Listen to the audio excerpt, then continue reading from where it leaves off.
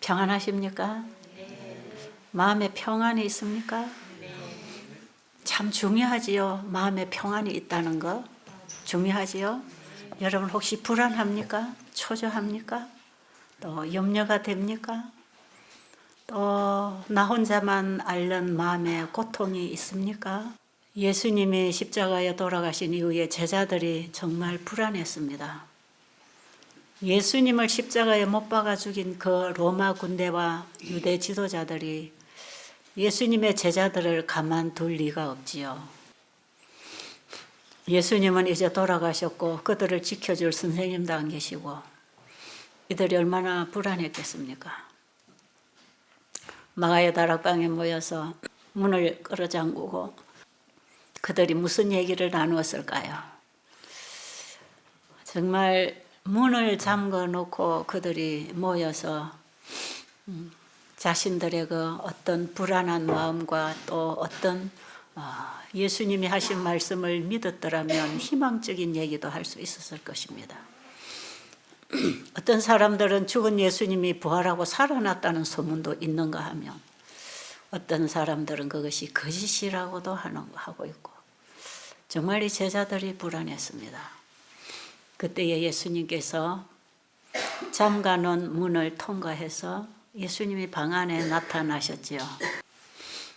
방 안에 나타나셔서 제일 먼저 뭐라고 하십니까? 너희에게 평강이 있을지어다. 예수님은 그 불안하고 초조하고 걱정근심에 둘러싸여 있는 좌절하고 있는 제자들에게 평강으로 나타나셨습니다. 예수님 자신이 평강이었습니다. 너희에게 평안이 있을지어다. 그분 자체가 우리에게 평안이십니다. 제자들이 자기들 앞에 나타난 예수님을 예수님으로 알아본 순간 평안이 왔을까요? 평안이 왔을까요? 평안이 왔죠. 예수님이 평안을 주셨죠. 그 예수님이 오늘날 우리에게도 찾아오실까요? 그 부활하신 예수님이 지금은 문을 잠가놔도 소용없어요. 그저 간절히 그분을 기다리고 있는 사람에게 그분은 찾아가십니다. 너에게 평강이 있을지어다. 그 예수님을 만나면 곧 평안입니다. 평안. 저도 마음이 불안하고 초조하는 때들이 많았어요.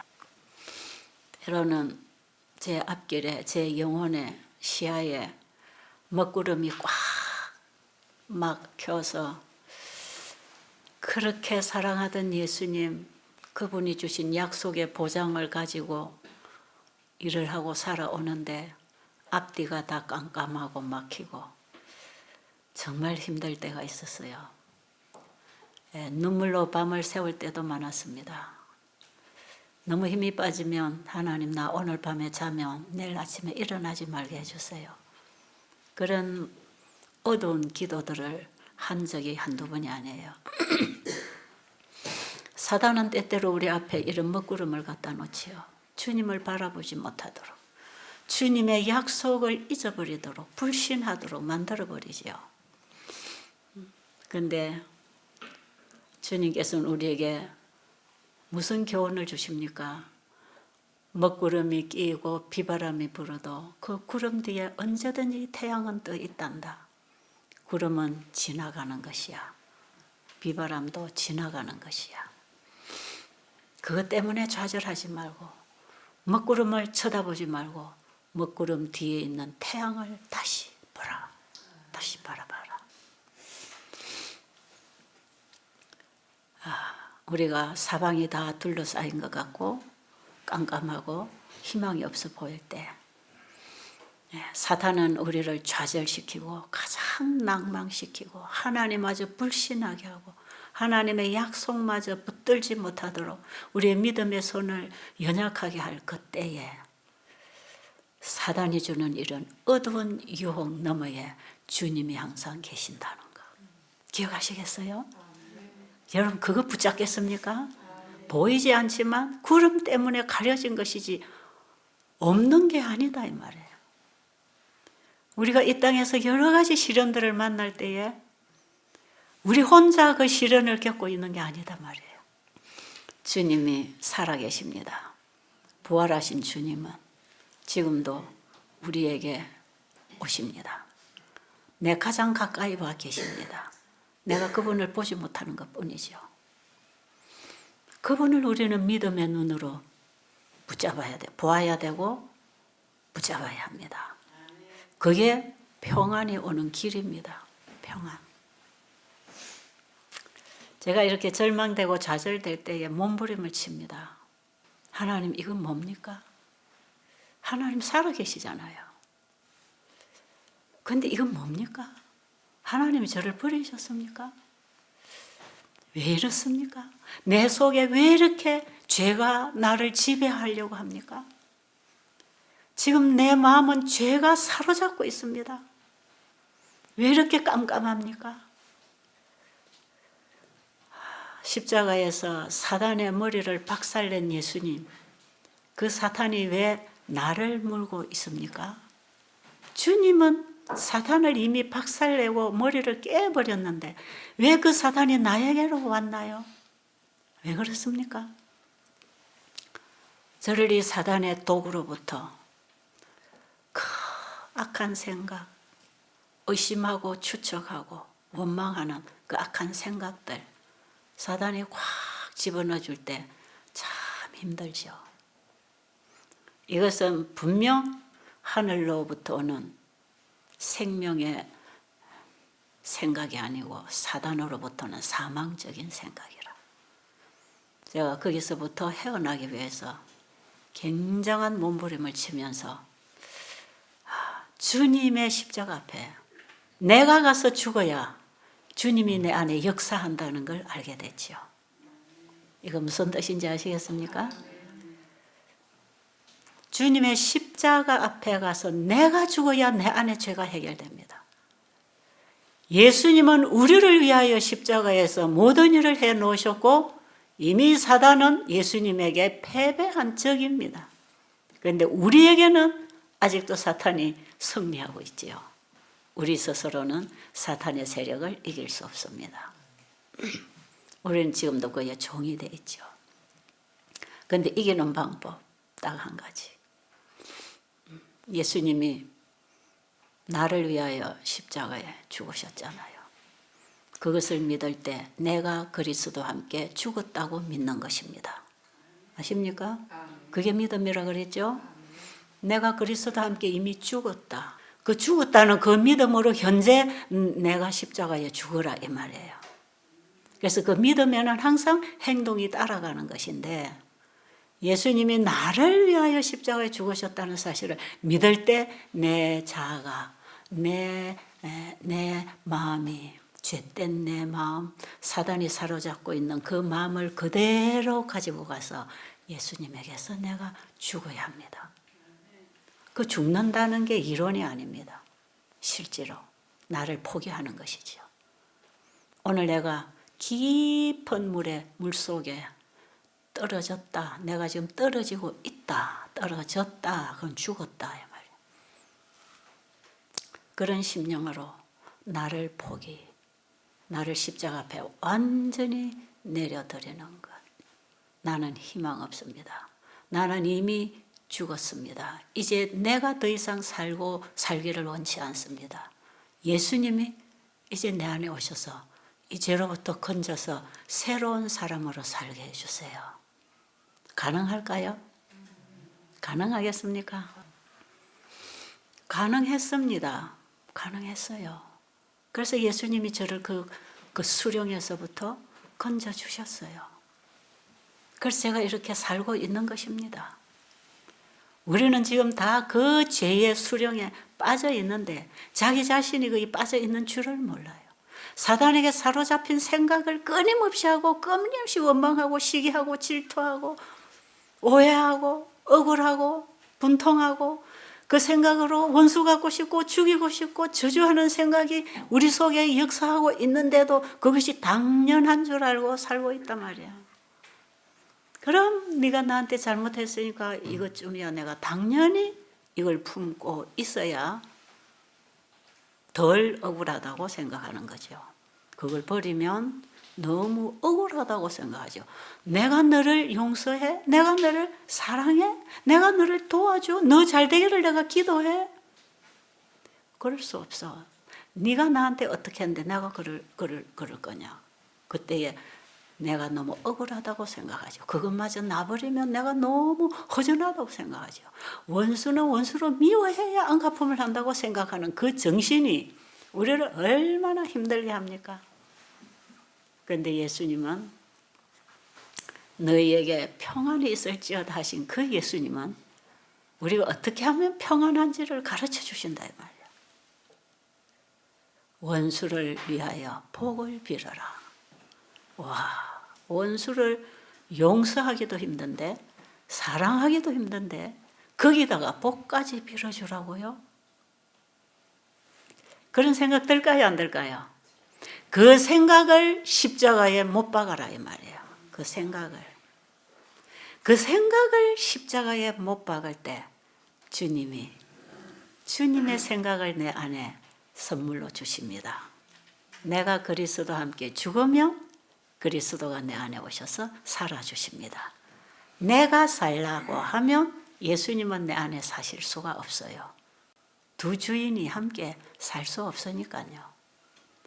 내가 죽어질 때 예수님이 내 안에서 살아주실 거니까 내가 죽는 것을 너무 허전하게 생각하지 마시고 너무 억울하게 생각하지 마시고 나에게 고통을 주고 끊임없이 좌절시키고 힘들게 하고 암이 걸리게 하고 자가 면역병이 걸리게 하고 나를 괴롭히는 그 나를 십자가에 못 박아 버릴 때 십자가에 가서 나를 그분에게 완전히 죽었습니다 하고 들을 때 그분이 비로소 내 속에 들어오실 수가 있는 것이라. 여러분, 믿음이라고 하는 것은 내 안에 주인을 바꾸는 것입니다. 그냥 믿습니다 고백으로 되는 게 아니에요. 신앙은 고백이 아니에요. 실제로 받는 것입니다.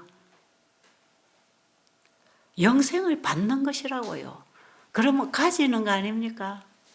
요한복음 1장 12절에 영접하는 자, 그 이름을 믿는 자에게는 하나님의 자녀가 되는 권세를 주신다. 손님이 내 집에 오시면 내 방 안으로 영접해드리며 내 방에 손님이 계시는 것처럼 내가 예수님을 내 안에 영접하기 위해서 나를 내 문을 열어드리고 예수님을 내 마음에 영접해 모셔드리면 예수님이 내 안에 주인으로 계시겠다는 것입니다. 그래서 우리 몸은 하나님이 거하시는 성전이다 이 말이에요. 이 몸은 내가 주인이 아니고 내 주인이신 그분이 나를 다스리도록 나를 그분에게 드려야 되는 것입니다. 예수님은 우리에게 평안이십니다. 행복이십니다. 그분만이 우리에게 영원한 생명이고 영원한 행복이고 영원한 평화로다. 어디서 온다고요? 하늘 위에서 내려오네. 여러분, 그 평화는 이 땅에서 주는 게 아니고 내가 만들어내는 게 아니고 위로부터 주시는 것이에요. 예수님 안에 그게 있다 이 말이에요. 그분이 우리 안에 들어오시면 거듭난다 그랬죠. 그런데 그분이 우리에게 어떤 통로를 통해 들어오신다 그랬죠? 성령을 통해서 오십니까? 성령은 어떤 도구를 가지고 일하시나요? 예? 하나님의 말씀으로 일하십니다. 그래서 우리는 예수님을 어디서 만나야 된다? 그분의 말씀에서 예수님을 만나야 한다. 그렇다면 우리가 말씀을 읽을 때 이것이 하나님의 말씀인 줄을 알아야 하고 예수님은 바로 이 말씀이 육신을 입고 우리 모양으로 오신 사람에 불과한 것이고 그분은 원래 말씀으로 계셨고 그 말씀이 세상을 창조하셨고 그 말씀이 또 성령의 감동을 통하여 성경책에 글자로 기록되어서 우리에게 주셨고 그분은 이 말씀을 통해서 우리의 마음에 들어와서 사시기를 원하신다. 정리가 되셨습니까? 그래서 우리가 전하는 복음은 곧 이 말씀이라. 베드로전서 1장 25절에 보면 우리가 전한 복음이 말씀이라. 너희가 거듭난 것이 썩어질 씨로 된 것이 아니요 항상 있고 살아있는 하나님의 말씀으로 되는 것이다. 그래서 내가 너희에게 전한 복음이 바로 이 말씀이다 할 때 복음은 예수님 아닙니까? 그죠? 그 예수님이 곧 뭐다? 말씀이다. 예수님하고 말씀하고를 분리시켜서 이해하지 마십시오. 말씀하고 예수님을 분리시켜서 예수님 자꾸 찾아다니면 환상이 떠오를 수도 있습니다. 하나님의 말씀에서 하나님의 음성을 들어야지 하나님의 말씀을 제쳐놓고 하나님의 음성을 자꾸 환청으로 들으려고 하면 그것도 사탄이 역사합니다. 그것도 위험합니다. 우리는 하나님의 말씀에서 하나님의 음성을 들어야 하고 하나님의 말씀에서 하나님을 보고 예수님을 봐야 하고 하나님의 말씀에서 성령의 사역을 경험해야 합니다. 성령의 일이 바로 말씀의 일을 이루게 하는 것이에요. 하나님의 말씀이 내 안에서 이루어지도록 역사하도록 하시는 하나님, 내 마음에 임하시는 그 하나님이 성령 하나님이시거든. 자, 제가 지난 시간에 기도에 대해서 말씀을 드리다가 지금 계속 해야 하는데, 자, 제자들이 예수님에게 기도하는 법을 가르쳐 달라고 했을 때 예수님이 산상에서 설교하실 때 청중 앞에서 수많은 청중 앞에서 가르쳐 주신 그 기도와 똑같은 기도를 제자들에게 가르쳐 줬다 그랬죠. 자, 예수님이 가르쳐 주신 기도가 바로 예수님이 하신 기도고 그 예수님이 우리 안에 오셔서 또 여전히 그 기도를 아버지께 드려서 우리를 위하여 중보 기도를 하셔서 우리를 통해 이루어지게 할 거다 이 말이에요.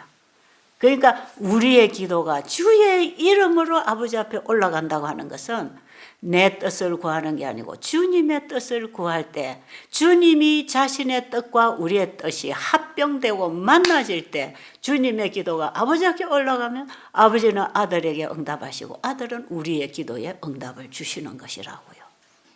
그래서 우리 죄인은 아무리 기도해도 우리의 기도는 아버지 앞에 응답이 될 수가 없어요. 왜? 죄라고 하는 것이 가로놓여서 하나님과 우리가 지금 분리되어 있기 때문에 우리 스스로 죄인 스스로의 기도가 올라갈 수 없기 때문에 우리의 기도를 받아서 올려서 우리에게 응답을 주시려고 예수님이 우리의 중보자로서 그분이 이 땅에 오신 것은 하늘과 땅을 연결시켜 주시는 사건이었어요.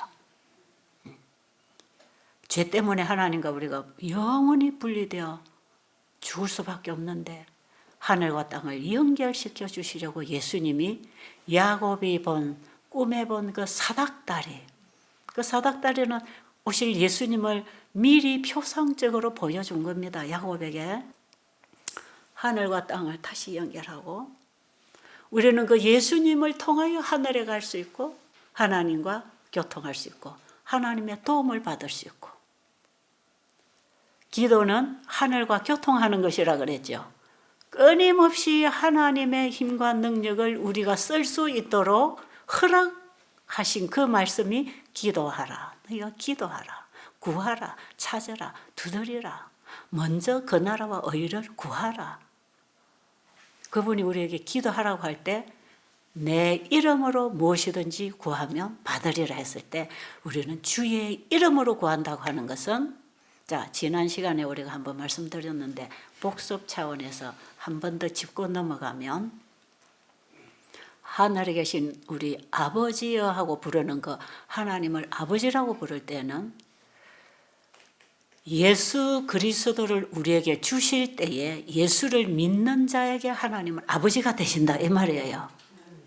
그래서 엘렌 G 화이트 여사는 하나님을 아버지라고 부를 수 있는 그 아버지라는 새 이름은 예수 그리스도를 통해서 주신 이름이다 그랬어요. 놀랍지요? 만군의 여호와 하나님이 나의 친아버지가 되는 것은 아들을 통하여 우리를 많은 양자로 아들과 함께 우리를 아들 삼아주신 그 아버지. 그래서 예수님 때문에 그 하나님이 아버지가 됐다 이 말이에요.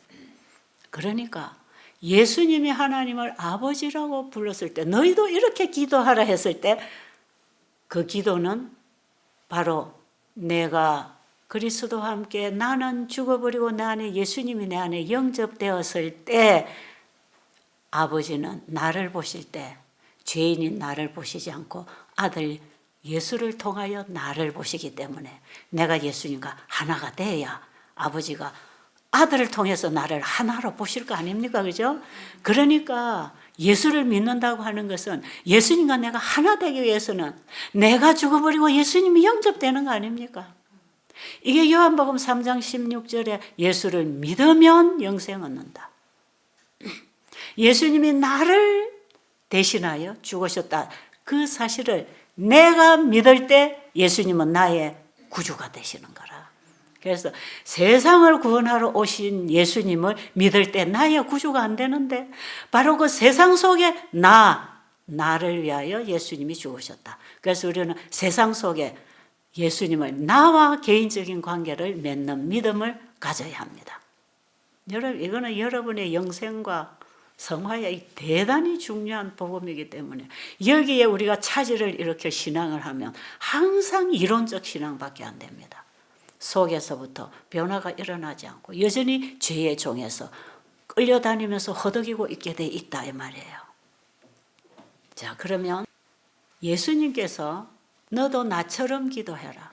내가 하나님을 아버지라고 부르는 것처럼 너도 나를 믿으면 네가 내가 부르는 아버지가 네 아버지가 된다 이 말이죠. 그렇죠? 왜요? 예수님이 요단강에서 침례받고 나왔을 때 예수님이 하나님의 뜻이 이제 나를 통해 이루어지기를 원합니다. 나를 받아주시는 아버지, 나를 믿는 모든 자를 아버지의 아들로 받아주십시오 하는 그 자신의 구속의 사역에 대하여 하나님이 그 약속을 이루시도록 기도했을 때, 하나님이 이는 내 사랑하는 아들이요 내 기뻐하는 자라고 하는 성령의 음성을 주셨을 때, 예수님만 아들로 받으신 게 아니라 예수 믿는 우리 모두도 아들로 받으신다는 대답이다 이 말이에요. 이해하셨습니까? 참 중요한 얘기죠. 그래서 예수님은 우리의 모본으로 침례를 받으셨고, 우리도 예수님처럼 그렇게 내가 완전히 죽고 물의 무덤에 장사되고 예수님 안에서 새 생명으로 부활했을 때는 예수님의 생명과 나의 생명이 하나이기 때문에 하나님의 생명과 하나가 되어서 친자식이 되는 것입니다. 그래서 아빠, 아버지라고 부를 수 있고, 아빠, 아버지라고 부를 수 있는 친자식은 아버지의 모든 것을 상속받을 수 있기 때문에 우리는 그리스도와 함께한 상속자로서 하늘에 가서 살 것입니다. 여러분, 이게 전체적인 복음의 윤곽입니다. 이게. 자, 이 속에 우리가 어떻게 기도해야 되는가를 이제 알아야 된다 그랬죠. 이런 하나님의 구속의 경륜 속에서 우리가 구할 것이 뭐냐 이 말이에요. 우리가 여전히 땅의 것을 구해야 됩니까? 그렇지 않아요. 이제는 달라져요. 그래서 내가 예수님을 내 개인의 구주로 영접한 이후에 내 기도하고 그 이전에 내 기도는 전혀 차원이 다릅니다. 제가 주기도문은요, 예수님 안에서 우리가 무엇을 어떻게 받아 쓸 수 있는지를 가르쳐 주는 게 주기도문이야. 예수님 가르쳐 주신 것은 예수님 자신을 통해서 우리에게 줄 것을 구하라는 것이거든요. 그게 내 이름으로 구하라. 그게 그런 뜻입니다. 자, 제가 옛날에 벽에다가 기도 제목 써붙여놓고 맨날 아침 저녁 예배 드리고 이거 놓고 기도하고, 기도 많이 하고 오래 하면 응답해 주는 줄 알았다 이 말이에요. 물론 그런 것도 있을 수 있습니다. 우리가 예수님을 잘 모를 때 우리의 간절한 소원이 그 기도가 될 수도 있을 때 하나님 그것도 들어주시는데, 그 기도가 응답되기 위해서는 누가 우리의 기도의 중보자로 서야 합니까? 예수 그리스도가 서야 된단 말이에요. 이사야 59장 1절에 보면 우리가 아무리 기도할지라도 하나님이 들어주실 수 없다. 왜요? 왜 그랬습니까? 너희와 나 사이에 뭐가 있다? 죄가 가로놓여 있다. 여러분 찾아서 나중에 읽어보세요. 그 59장 전체 읽어보고 그 회개가 일어나면 이사야 60장의 빛이 임하기 시작합니다. 자, 59장 1절 지금은 보지 마세요. 여러분 나중에 찾아 읽으세요. 지금은 짧은 시간에 제가 이 복음을 요약해 드려야 되니까 여러분이 그냥 들으세요. 여호와의 귀가 둔하여 듣지 못하심도 아니요, 그의 하나님의 손이 짧아서 너희를 구원 못하는 것도 아니요, 우리가 아무리 기도해도 하나님이 들어주시지 않는 이유는 하나님과 우리 사이에 죄가 가로놓였다. 이게 이 죄가 우리의 기도를 하나님을 하여금 듣지 못하시게 함이라. 여러분 맨날 기도해도 하나님 응답 없다고 호소하다가 하나님 안 믿고 하나님 뭐 계시긴 뭐가 계셔 그러고 포기할 때도 있습니까? 저는 옛날에 그렇게 많이 했어요. 하나님이 계시긴 뭐가 계셔? 성경대로 되기는 뭐가 돼? 어떻게 원수를 사랑해? 기도해도 응답 안 오던데. 저 옛날에 그렇게 신앙을 했어요. 옛날에 그런 신앙을 30년을 하고 교회를 다녔단 말이에요. 전 7살 때부터 교회를 다녀서 저 어린 시절부터 교회 생활에 익숙했던 사람이에요. 그런데 철이 들어가면서 성경을 보니까 성경이 진짜 나하고 상관이 없이 기록이 돼 있는 거예요. 그냥 목사님 말씀 듣고 교회에서 순종 잘하고 봉사 잘하면 믿음이 좋은 줄 알았는데 성경을 깊이 보니까 내가 이웃을 내 몸처럼 사랑도 못하고 있고 원수를 위해서 복을 빌지도 않고 있고 원수가 나에게 한번 괴롭히면 그 내 가슴에서 이게 꼬꼬랭이가 풀리지 않아서 개심함을 품고 있는 것입니다. 그러다가 그 집에 무슨 환란에 닥치면 그럼 그렇지 하나님이 심판하시지. 잘 됐구나.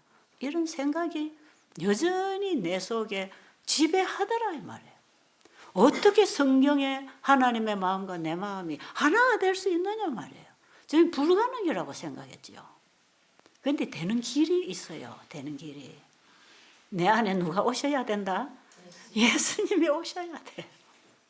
그분이 오셔야 평안이 있고 회복이 있고 순종이 있고 그분 안에서 우리가 이렇게 살 수 있는 것이지 예수님 밖에서 아무리 성경을 읽고 공부하고 교회에서 열심히 봉사하고 헌금 내고 하나님 얘기 많이 해도 안 되더라요.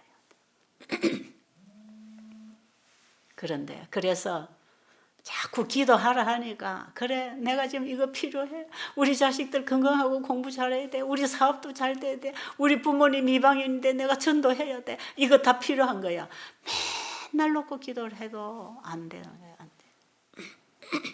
뭐 기도 안 하는 우리 친구들 자식도 공부 잘해서 1등만 하는데 기도 안 하는 남의 집 친구들은 더 잘 사는데 이거 기도한 거하고 안 한 거하고 뭐가 차이냐. 저 그런 갈등이 와서 실제로 저는 신앙을 포기하려고 했거든요. 그런데 제가 기도를 잘못하고 있었다는 것을 비로소 제가 창세기 1장에 그 창조주를 이제는 제가 보게 되면서 그분이 만드신 만물 가운데 하나님을 보게 됐어요. 우리는 하나님이 만드신 모든 창조물을 통해서 그 속에서 하나님을 봐야 합니다. 그렇잖아요. 집마다 지은이가 있는 것처럼 만물을 지으신 이는 하나님이시라. 이 집을 지은 사람이 있는 것처럼 우리가 보는 세상을 창조하신 분이 계시잖아요. 그 하나님이 분명히 계시고 그 하나님은 이 세상을 말씀으로 만드셨기 때문에 하나님의 말씀에 창조력이 있고 하나님의 말씀은 그 하나님만이 이루시는 능력을 가지고 있다는 걸 알게 된 것입니다. 하나님의 말씀을 내가 지켜서 이루어지는 게 아니고 하나님의 말씀은 하나님만이 이루시는 거기 때문에 그 말씀이 그대로 된다는 사실을 믿을 때 그 말씀이 내 마음으로 받아들여지는 것입니다. 그렇죠? 믿으면 받아들이는 것이고 안 믿으면 거절하는 것이죠. 하나님의 말씀이 그 말씀을 이루는 창조력이 있고 그 하나님이 하신 말씀은 하나님만이 이루시는 분이다. 그러면 이 성경은 하나님의 말씀일 때 우리에게 무슨 약속을 하셨나요? 무슨 허락을 하셨나요? 원수를 사랑하라고 말씀하신 그분이 원수를 사랑하게 하실 것이다. 그 사랑을 하나님이 주신다는 것 아닙니까? 너희에게 평강이 있을지어다 하신 그분이 제자들 앞에 평강이었지 않습니까? 그분의 말씀은 그분이 이루실 것이라. 예? 제가 이 놀라운 진리를 하나 창세기 1장에서 딱 깨닫고 난 이후에 그 다음에 성경이 다 열리기 시작해요. 얼마나 제가 성경을 보는데 꿀송이처럼 단지 몰라요. 머리 뚜껑이 반짝반짝 열리고 빛이 오는데 아, 이거다. 하나님이 이렇게 해준다고 하시네. 하나님이 이렇게 하실 거야. 하나님이 이렇게 해주시는 거야. 말씀하신 그분이 하실 건데 그 말씀대로 될 것인데 그 믿음 있다면 그 말씀이 될 걸 믿어야 될 거 아닙니까? 믿음은 바라는 것들의 실상이라 그랬죠.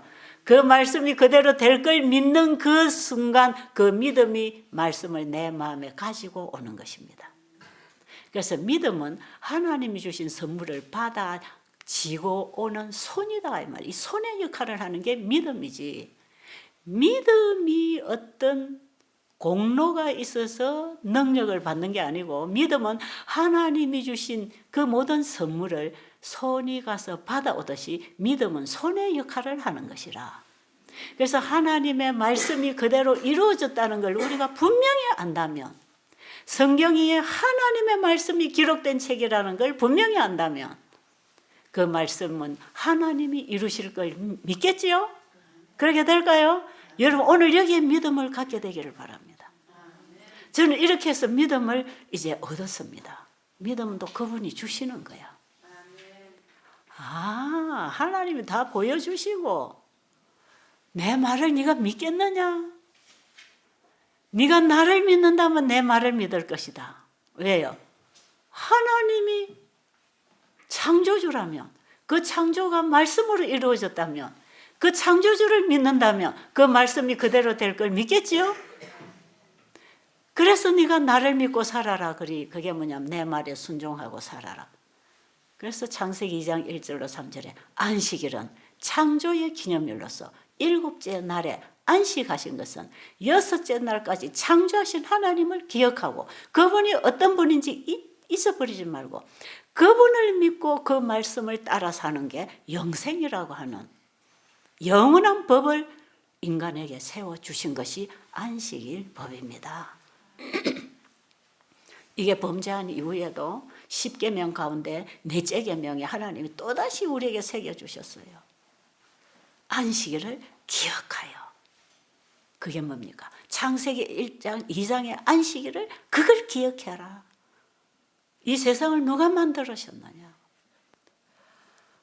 저는 창세기 1, 2, 3장 속에서 성경 전체의 영원한 복음을 제가 붙잡았다 그랬죠? 진짜 이 속에 전체적인 복음이 다 들어있어요. 그래서 제가 창세기 1장을 딱 이해한 이후에 성경이 그냥 어렵지 않았어요. 왜요? 믿으면 되니까. 하나님 말씀은 하나님 이루시는 거지 내가 하는 게 아니야. 그러니까 짐이 가벼워졌나요? 원수를 사랑할 수 없고 이웃을 사랑할 수도 없는데 그 짐 때문에 나는 정죄를 당하고 구원의 희망마저 나는 갖지 못했는데 하나님이 네가 할 수 있는 게 아니야. 내가 했는 말은 다 내가 해준다는 약속이야. 너하고 나하고 약속한 거야. 그래서 그때부터는 하나님의 약속으로 제가 받았고 하나님의 말씀에는 언제든지 그 일이 이루어지기 때문에 이미 허락한 것이라. 그렇죠? 하나님의 말씀으로 하나님의 일을 허락해버려. 우리에게 허락해서 네가 이걸 받아라. 그럼 네 안에서 이 일이 이루어질 것이다. 이게 믿음으로 말미암은 의입니다. 그렇게 말씀을 보니까요. 얼마나 말씀이 희망입니까? 희망, 기쁨, 평안. 그런 식으로 성경을 읽어갈 때 옛날에는 나는 못해요. 이거는 불가능해요. 이게 어떻게 현실적으로 가능합니까? 이런 얘기가 다 없어졌어요. 누가 해줄 거니까? 하나님이 해주실 거니까. 그리고 나는 지금 하나님의 도움을 구하는 기도를 하는데 그 하나님께 기도해야 된다 이 말이에요. 우리의 기도를 들으시고 응답하실 분이 바로 그 창조주시요 말씀으로 세상을 지으신 그분에게 나는 기도하는 것이고, 그분이 나에게 응답을 주실 때 어떻게 응답을 주시겠습니까? 미리 나의 필요를 준비하신 그분은 미리 말씀으로 다 허락해 놓으신 거거든요. 그럼 우리는 허락하신 그분의 허락을 믿음으로 받으면 되는 겁니다. 여러분의 기도가 여기에 초점이 맞아야 합니다. 그래서 그 말씀이 그대로 이루어질 걸 믿을 때 기쁨으로 받아들이죠. 그러면요, 그 말씀이 성경책 속에 있을 때에는 그냥 글자고 내용인데, 이 성경책 속에 있는 말씀이 믿음을 통하여 내 마음에 받아들이면 마음 안에서는 이게 창조력으로 역사합니다. 이 놀라운 비밀이에요. 이 창조의 비밀입니다. 이게 그분의 말씀이 내 마음 속에만 딱 들어와서 떨어졌다 하면 그 말씀이 우리의 영과 혼과 근육과 골수와 우리 인체의 모든 기관에 역사해서 일하시기 시작합니다. 히브리 4장 12절에 보면 하나님의 말씀이 죽었다 살았다. 하나님 말씀은 살아있고 무슨 힘이 있고 운동력이 있고 생명력이 있어서 좌우의 날수는 어떤 것보다 더 예리하여 영과 혼과 및 관절과 골수를 찔러 쪼개고 생각과 뜻을 다 감찰하고. 될까요 안 될까요? 하나님 말씀이 살아있기 때문에, 창조력이 있기 때문에 죽어있는 우리의 기능을 재창조, 회복합니다. 자, 그래서 늘 베데스다 연못가의 환자가 나은 얘기, 문둥병이 나은 얘기, 성경에 치료된 얘기가 전부 이것을 실증해주는 예다 이 말이에요. 그 말씀을 받아들였을 때 어떻게 중풍병자가 걸어갈 수 있는 생기를 얻게 되었는가? 그 말씀의 능력 아닙니까? 일어나 네 자리를 들고 걸어가라고 하는 그 말씀이 믿는 자 속에 역사해서 행동이 나온 것이거든요.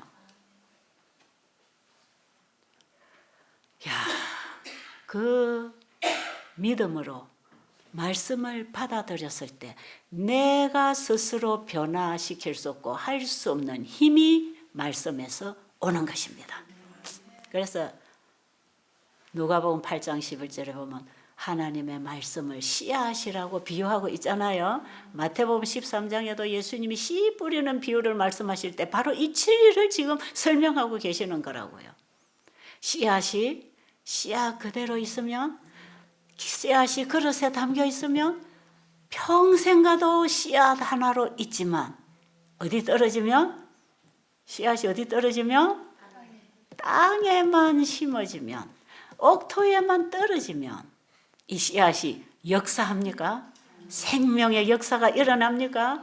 이것이 인간이 할 수 있습니까? 이건 농부가 할 수 있습니까? 아니요. 씨앗 속에 생명을 주신 그분이 하십니다. 그래서 씨앗이 땅 속에만 들어가면 씨앗이 움직이기 시작하고 활동하기 시작하고 거기서 뭐가 나옵니까? 이 씨앗이 가지고 들어간 나무가 나온단 말이에요. 똑같은 나무가 나와서 나중에 그 씨앗 속에 있는 모든 생명의 유전자의 법칙에 따라서 무성한 나무가 되더니 똑같은 씨앗을 또 하나 만들어내는 거라. 그래서 하나를 뿌렸는데 수천 알갱이를 걷어낼 수 있는 이적을 하나님이 지금도 행하고 계시는 것입니다.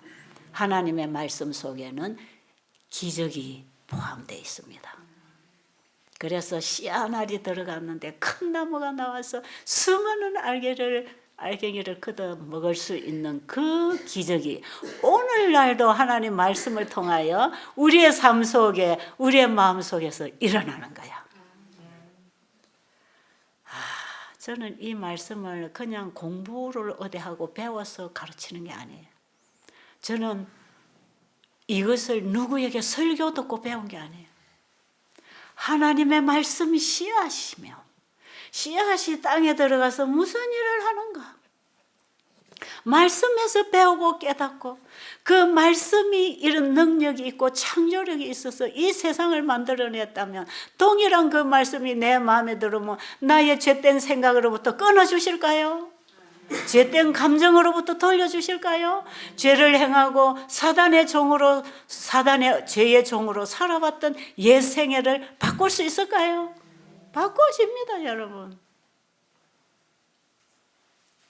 제가 나가서 이제 제 간증을 하고 이런 강의를 하고 환자들에게 건강 생활을 지도하고 복음을 전할 때, 그리고 저는 이 복음을 전했을 때 사람들에게서 어떤 변화와 치유의 역사가 일어났는지, 내가 하나님 말씀을 순종하고 그 말씀을 받고 순종이 이루어져 살아갈 때 내 삶을 그분이 어떻게 재창조하셨는지 이런 얘기를 하면 사람들이 눈이 동그래서 어떻게 그런 걸 알았습니까? 그래요. 어떻게 그렇게 할 수 있었습니까? 어떻게 알았냐고 묻는다면 알려고 하면 압니다. 그게 답이에요. 정말 여러분이 알려고 관심을 가지고 하나님을 알고 싶어서 기도해 보세요. 알게 하십니다. 우리는 그런 관심이 없이 교회를 다니고 남 따라 신앙하고 남에게 들은 것 이상은 가르칠 수 없는, 알 수가 없는 그런 남의 것 받아서 따라가는 그런 신앙하지 말고 내가 만나고 내가 경험하고 내가 음식 먹어서 내가 힘나서 내가 사는 것처럼 하나님 말씀을 내가 먹어서 새 힘으로 살 수 있는 그 신앙이 되려면 여러분 하나님을 알려고 해야 됩니다. 여기서부터 구원을 받아야 된다고 생각해야 됩니다. 그 예수님이 베데스다 여목교회 한자에 가서 네가 낫고자 하느냐 하는 질문을 왜 했겠습니까? 낫고 싶어서 와 있는 것이지. 네가 낫고 싶으면 낫는 거다. 네가 구원받고 싶으면, 네가 걷고 싶으면 걸어라. 하나님 우리에게 허락하셨어요. 근데 나는 그걸 믿지 못하니까, 알지 못하니까 그냥 인간의 힘을 의지하고 사는 것이지요. 베데스다 연못가에 어떤 인간이 와서 넣어주기를 바랬지만 예수님은 거기 네 치료가 있는 게 아니라, 너를 걷게 하는 능력이 물에 있는 게 아니라 나에게 있다. 내 말에 있다. 네가 일어나 걸어라. 걷고 싶었던 이 환자는 그 말씀이 복음이었습니다. 우리가 이 말씀이 복음이어야 합니까? 원수를 절대로 사랑할 수 없는데 하나님 원수를 사랑하라 하면 복음입니까? 그게 복음이지요. 그게 복음이지요. 우리를 죄로부터 구원하러 오신 그 예수님, 예수라는 이름은 자기 백성을 죄로부터 구원할 자라는 그 예수가 우리에게 복음입니까? 복음인가요? 그러니까 우리가 죄의 고통 당할 때 누구를 찾아라? 예수님을 부르고 그분을 간절히 찾고 구하고 두드려서 그분을 내 안에 영접해드리면 그분이 내 안에 와서 끊어주십니다. 그분이 가지고 오신 창조의 생명이 우리를 죄로부터 분리하고 병으로부터 분리하고 악한 생각으로부터 악한 감정으로부터 분리시켜서 하나님의 성령의 감동을 따라 생명적 생각과 말과 행동을 하도록 우리를 인도하십니다. 그걸 여러분들이 실제로 삶을 통해 경험을 해야 되는 그게 기도의 생활입니다. 이게 기도의 삶. 우리가 어떤 기도 해야 되는가? 지난번에 제가 하루에 한 번만 하는 기도하라 그랬죠. 사람들이 하루에 한 번만 기도하라니까 뭐래? 다니엘은 3번 기도했는데 정오에 기도도 하고 새벽에도 하고 밤에도 하고 해야 되는데 무슨 한 번 기도하라 그래? 그리고 날마다 순간순간 기도하라는데 무슨 호흡처럼 기도하라는데 무슨 한 번만 기도해? 여러분 눈 떠서 시작한 기도가 눈 감고 의식이 사라질 때까지 기도는 멈추면 안 됩니다. 한 번 하는 기도가 있는가 하면 우리는 매 삶 속에 매 일 속에 해야 할 기도가 있단 말이에요. 기도 생활, 기도의 삶, 기도로 사는 삶, 생활. 기도의 생활이 어떻게 돼야 되는지 아세요? 바로 그 창세기의 창조의 하나님을 믿는 그 믿음의 기도의 생활이 된다면 어떻게 기도할까요? 창조주가 계신 거 확실히 믿을 것이고 그분은 말씀을 통해서 창조하시고 허락하시기 때문에 우리는 그분을 믿는 믿음으로 그 말씀을 받아들일 것이고, 그 말씀을 받아들인다면 그 말씀이 우리의 생애에 이적을 일으켜 줄 것입니다. 그게 기도 응답이에요. 우리의 삶을 죄악의 삶으로부터 의의 삶으로 구원하시는 그 하나님의 능력을 구하는 기도가 일상적인 생활의 기도가 돼야 돼. 여러분, 너무 표준 높은 얘기를 해서 좀 어렵습니까? 그런데 이게 너무 쉽다는 거 아시겠어요? 여러분, 차를 언덕에다가 세워놓고 뒤에서 사람이 몇 명이 붙어가지고 밀어도 차가 안 올라가고 너무 힘이 들잖아요. 그런데 운전수가 차속에 들어가 시동을 탁 켜면 차가 부르릉 하고 가버리면 사람들 다 필요가 없어지는 것처럼, 하나님의 말씀이 우리의 마음의 핸들을 잡아서 시동을 걸어주면 우리가 하나님 말씀을 따라가는 것이 쉽습니다. 너무 쉽습니다. 이 길이 어려웠다면 저는 못 왔을 것입니다. 그런데 제가 스스로 살 수 없고 할 수 없는 그 일을 주님이 해주셔서 말씀을 보내어 나를 시궁창에서 건져서 그 말씀이 내 안에 사역해서 나를 행하게 했기 때문에 내가 이 길을 살아온 것이다 이 말이에요. 이 삶을 살아온 것이에요. 여러분, 제가 이 복음을 전하기 위하여, 예수님을 전하기 위하여 제 생애를 다 바쳤을 때 저는 그분을 내 안에 영접하게 됐죠. 여러분, 예수님을 사랑하면 예수님만 전합니다. 아십니까? 복음을 전하러 가는 선교사는 예수님을 사랑을 해야 합니다. 예수님의 사랑을 만나야 합니다. 내 마음이 그분을 사랑할 때 우리는 자기가 사랑하는 존재를 자랑하고 싶잖아요. 그래서 우리는 나의 주님을 자랑하는 게 복음을 전하는 것이에요. 이것이 내가 예수님을 사랑하고 살아온 삶이 뭔지를 삶을 통해 또 증거를 해야 되는 것입니다. 그게 진짜 복음 전도자의 일이에요. 그런데 예수님을 전하는 거죠. 예수님을 사랑하지 않으면 예수님 전하지 않죠. 자기가 사랑하는 거 가장 가치 있다고 생각하는 그거 자랑하지, 예수님 자랑 안 합니다. 그런데 그 입에서 예수님 얘기가 계속 나오는 사람은 그 속에 예수님을 가지고 있는 사람, 예수님을 가장 가치 있게 그분만을 소유하고 있는 사람들은 예수님만을 얘기하고 싶고 예수님의 뜻을 이루고 싶고 아버지의 이름이 그렇게 여김을 받는 것이 목적이 되는 것이다 이 말이에요. 그래서 우리의 삶의 목적이 거기에 있는 거예요. 우리 하나님의 이름을 그렇게 여김을 받으시도록 그분을 전가하고 그분의 일을 드러내는 것, 이게 기도 생활이라. 이해하시겠습니까? 예수님이 가르쳐 주신 기도에는 우리 전체적인 기도가 함축되어 있어요. 그 굉장히 말은 단순하게 기록되어 있지만 굉장히 광범위한 내용이 그 속에 전부 다 포함되어 있습니다. 그래서 주님이 가르쳐 주신 이 기도를 가지고 한 대목 한 대목 한 대목을 풀어서 설명을 해도 여러 시간 한 대목을 설명해야 모르는 사람들이 이해할 수 있을 만큼 굉장히 포괄적인 기도를 예수님이 단순한 몇 마디 말로 가르쳐 주셨다는 걸 알아야 해요. 그런데 이것이 내가 죽고 예수님이 내 안에 계셔서 예수님 안에 있는 진리로 가르침을 받을 때 이게 뭔지를 깨닫게 돼 있어. 여러분, 에베소 4장 21절로 보면 진리가 누구 안에 있다 그랬죠? 예수 안에 진리가 있다. 진리가 예수 안에 있는 것 같이 예수 안에 있는 진리로 가르침을 받는다는 거. 그래야 우리 안에 새로운 피조물이, 새 사람이 하나 자라날 수 있다고 하는 그 예수 안에 있는 진리와 예수 밖에 있는 진리가 뭐가 다를까요?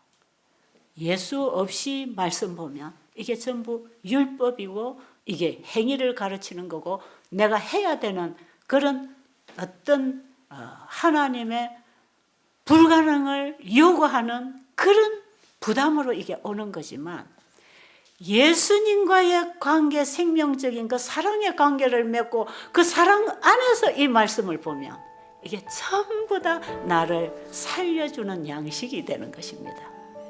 그래서 예수님과 내가 어떤 관계 속에 이 성경을 보느냐에 차이가 있습니다.